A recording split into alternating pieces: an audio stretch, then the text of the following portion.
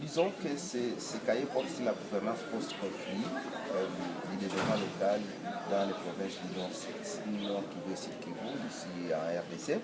Et la question c'était d'essayer d'analyser un certain nombre de phénomènes, comment les gens finalement, les sociétés, les communautés aussi locales réagissent, reconstruisent la paix, reconstruisent les développements, c'est-à-dire produire encore de nouvelles conditions améliorées, et comment ils le font, pas de manière chacun de son côté, mais en essayant de mettre les efforts ensemble et de dégager quels sont les problèmes que cela ramène, qu'est-ce qui est fait, quels résultats, quels espoirs, et puis quels problèmes qu'on peut résoudre.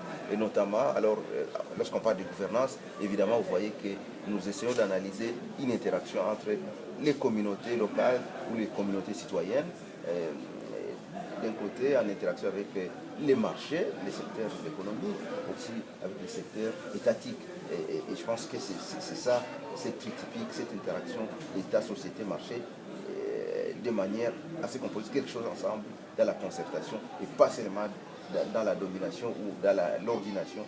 C'est ça un peu qui recouvre aussi le concept de gouvernance. On essaie de voir comment ça s'applique. Merci.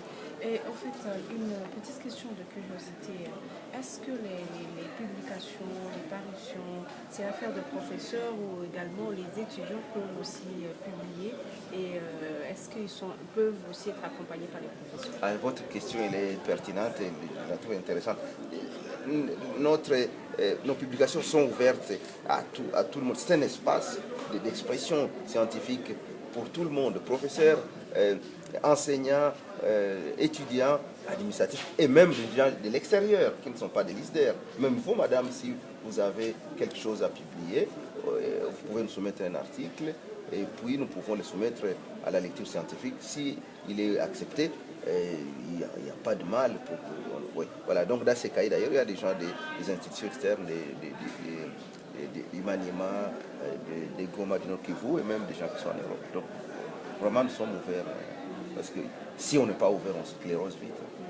Et malheureusement, ici chez nous, en RDC, en général, et à Bukavu aussi, qui en particulier, c'est pas très souvent qu'on voit des publications.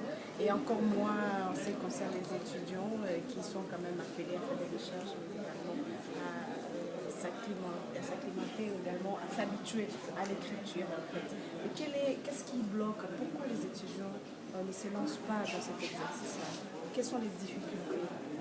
Il y a beaucoup de difficultés, je pense.